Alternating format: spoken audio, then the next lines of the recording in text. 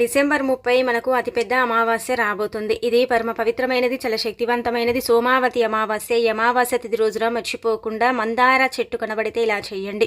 ఇలా చేస్తే ఏమవుతుందంటే కనుకనండి, మీరు కోరింది కోరినట్టు మీ కాళ్ళ దగ్గరకు వస్తుంది. 2025 సంవత్సరంలో ఏంటంటే కనుక 4 వైపుల నుంచి కూడా డబ్బు దూసుకు రావడానికి అవకాశం ఉంటుంది.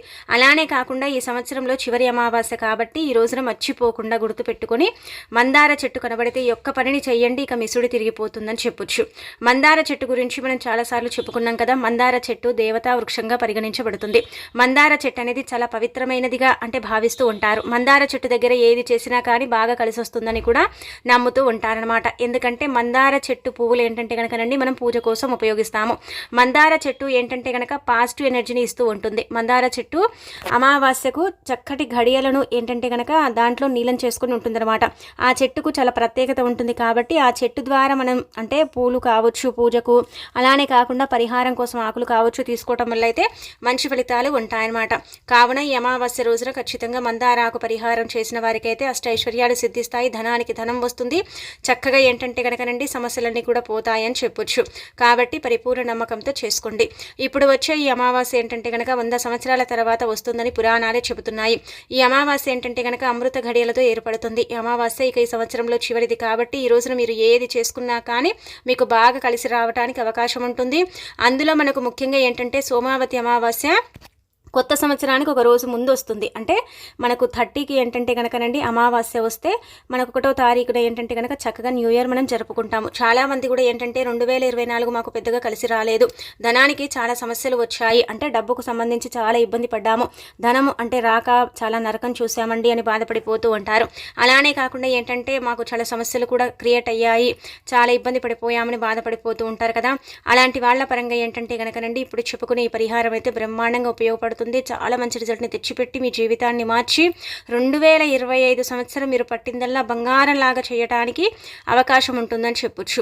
ఒక రకంగా చెప్పాలంటే ఏంటంటే కనుకనండి ఈ పరిహారం మనకు ధన ద్వారాలను తెరిపించి సంవత్సరం అంతా కూడా చక్కగా ధన యోగాన్ని తెచ్చిపెడుతుంది. డబ్బు అనేది వరదలాగా అంటే వచ్చి పడడానికి అవకాశం ఉంటుందని చెప్పుకోదగ్గ విషయం కాబట్టి ప్రయత్నించుకోండి. ఈ పరిహారం ఎలా చేయాలి, ఎలా చేస్తే ఎలాంటి ఫలితం వస్తుంది అనేది తెలుసుకునే ముందు ఒక చిన్న రిక్వెస్ట్ అండి, వీడియోని పూర్తిగా చూడండి, నచ్చితే లైక్ చేయండి, కొత్తగా చూస్తున్నట్టయితే సబ్స్క్రైబ్ చేసుకోండి.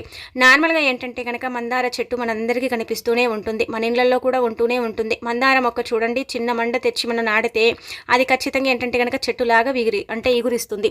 ఆ చెట్టు ఏంటంటే కనుక చాలా పవిత్రమైనదిగా మనం భావిస్తాము. ఏ ఇంట్లో అయితే మందార చెట్టు ఉంటుందో అక్కడ దేవతలు తిరుగుతూ ఉంటారని పురాణాలు స్వయంగా చెబుతున్నాయి. అలానే కాకుండా మందార చెట్టు ఏ ఇంట్లో అయితే ఉంటుందో అక్కడ నెగిటివ్ ఎనర్జీ అనేది చాలా తక్కువగా ఉంటుంది. ఉదయం లేవగానే మందార చెట్టుని చూస్తే ఆ రోజంతా కూడా మనకు ఐశ్వర్యం లభిస్తుందని శాస్త్రం చెబుతుంది. అంటే ఆ రోజు చేసే ప్రతి పని కూడా సక్సెస్ అవుతుందని చెప్పటం జరుగుతుందన్నమాట. అలానే కాకుండా ఇంకొకటి ఏంటంటే కనుక మందార చెట్టు చాలా పవిత్రమైన మొక్కగా పరిగణిస్తారండి.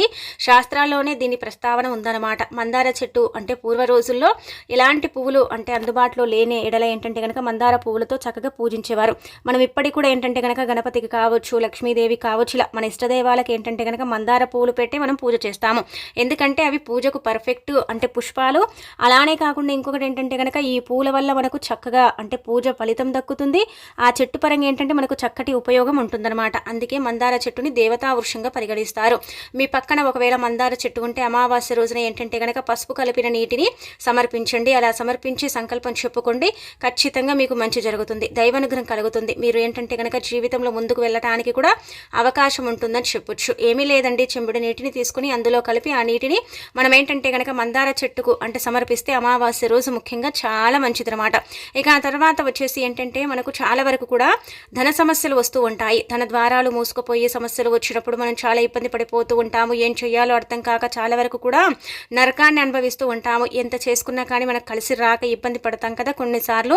అలాంటప్పుడు ఏంటంటే కనుక ఇలాంటి తిదివార నక్షత్రాలు ముఖ్యంగా మనకు సోమవారం అమావాస్య వస్తుంది కాబట్టి దీన్ని సోమావతి అమావాస్యగా పరిగణిస్తారు. ఈ రోజు చేసే పరిహారానికి కావచ్చు, ఈ రోజు చేసే పూజకు కావచ్చు, ఈ రోజు చేసుకునే అభిషేకానికి కావచ్చు 1000 రెట్ల పుణ్యం మనకు లభిస్తుందన్నమాట. అలానే కాకుండా కోటి జన్మల పుణ్యాన్ని కూడా మనం మన సొంతం చేసుకుంటాం. చేసుకున్న వారం అవుతాము. ఉదయాన్నే లేచి శుచిగా స్నాన కార్యక్రమాలు చేసుకొని ఇంటిని శుద్ధి చేసుకొని ఆ తర్వాత ఇంట్లో ఒక చిన్న దీపం పెట్టుకొని అనంతరం ఏంటంటే శివాలయానికి వెళ్ళి శివుడికి అభిషేకం చేస్తే మన దరిద్రాలు పోయి అదృష్టం వరిస్తుంది. అలానే కాకుండా ఏంటంటే కనుకనండి మంచి శుభ ఫలితాలను కూడా మనం చూసే అవకాశం ఉంటుందని చెప్పొచ్చు. కాబట్టి ఈ విధంగా ఏంటంటే ప్రయత్నించుకోండి. ఇక ఆ తర్వాత మందార చెట్టు ఉంటుంది కదా, అక్కడికి వెళ్ళండి.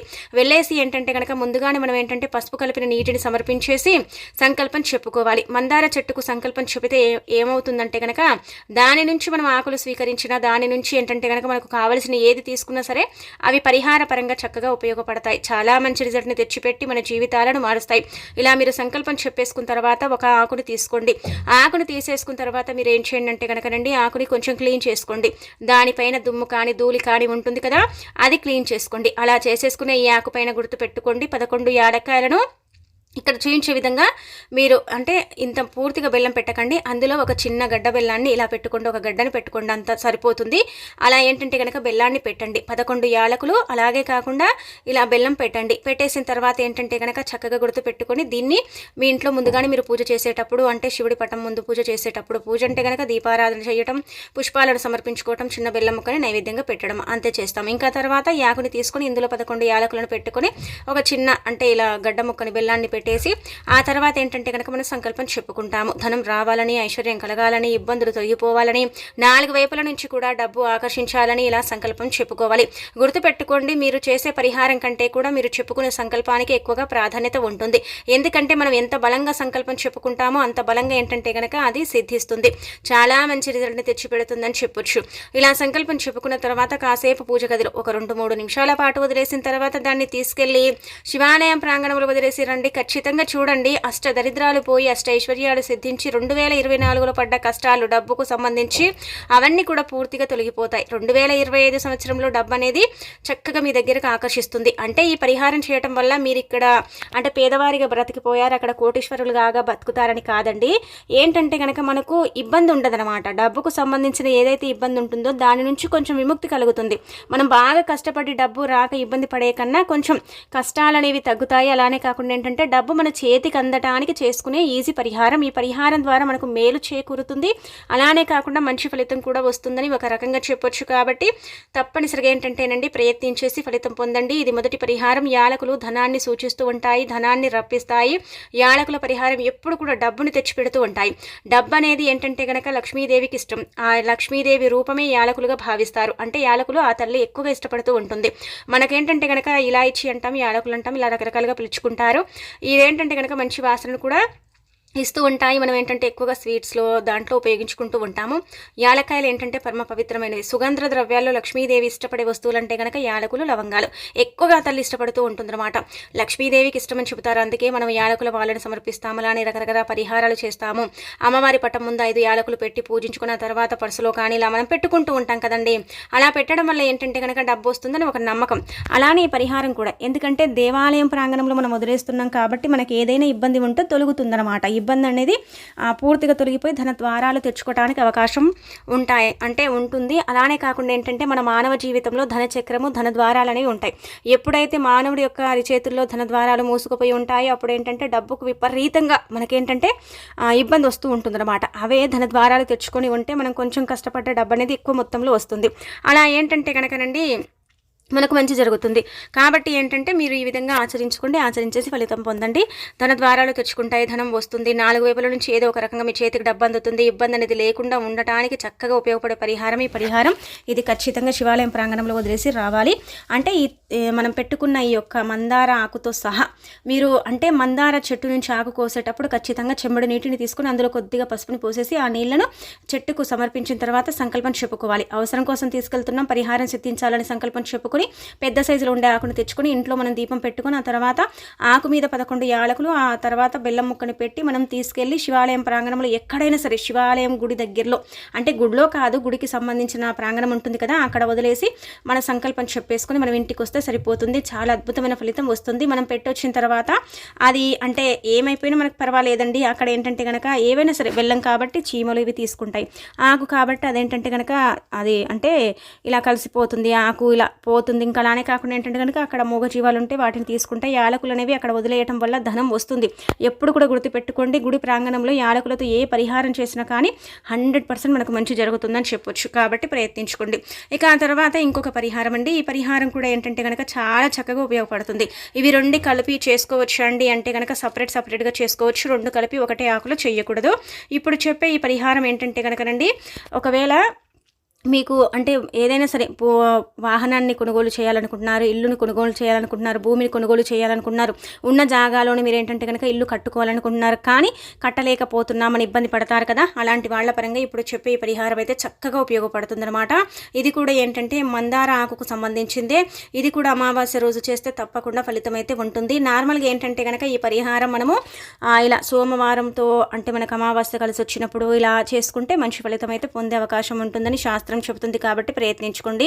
ఇలా మీరు తెచ్చుకునేటప్పుడే 2 మందార ఆకులు తెచ్చేసుకోండి, సరిపోతుంది. కానీ చిన్న సైజులో ఉండే మందార ఆకులను తీసుకోకండి. పెద్ద సైజులో ఉండే మందార ఆకులు తీసుకుంటేనే చాలా మంచిదనమాట. ఇలా మీరు పెద్ద సైజులో ఉండే మందార ఆకులు తెచ్చుకొని మీరు పరిహార పరంగా వాటిని వాడుకోవాలి. కానీ వాటిని పైన ఏంటంటే కనుక దుమ్ము ఇలాంటివి ఉంటాయి కాబట్టి వాటిని శుభ్రం చేసుకొని వాడుకుంటే చాలా మంచిది. ఇంకా అనంతరం ఏంటంటే కనుక చాలా మంది కూడా ఉండే కోరికలు ఏంటి, మేము సొంతిల్లు కట్టుకోవాలి, సొంతింట్లోకి వెళ్ళాలి, ఎలాగైనా సరే సొంతిల్లు ఉండాలి, అది చిన్నదైనా సరే మాకు ఇల్లు బాగుండాలి. కొంతమందికి ఏంటంటే కనుక ఇల్లు కూడా అనుకూలించక ఇబ్బంది పడిపోతారు సొంతింట్లో ఉన్నప్పటికీ కూడా.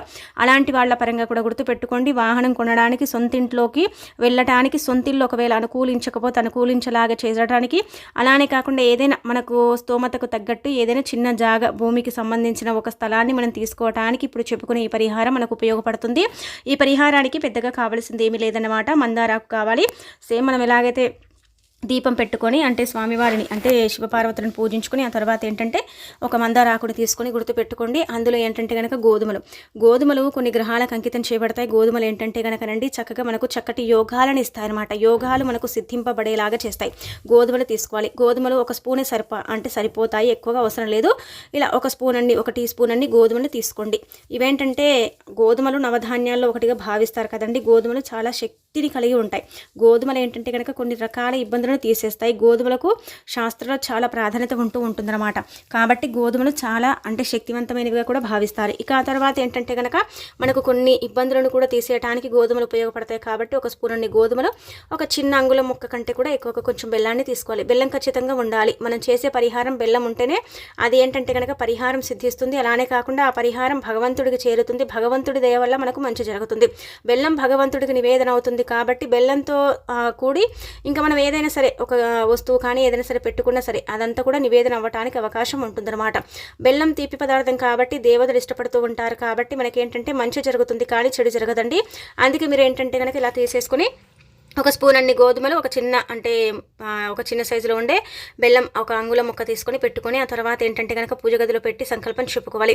మీకు ఏది కావాలో ఒకటే కోరుకోండి. 10 కోరుకుంటే అది సిద్ధింపబడవు. అలానే కాకుండా ఫలితాలు రావు. కాబట్టి ఇల్లు కట్టుకోవాలా, ఇల్లు అనుకూలించాలా, లేకపోతే భూమి జాగ కొనుక్కోవాలా, లేకపోతే వాహనం కొనాలా, ఏదో ఒకటి మాత్రమే చెప్పుకోవాలి.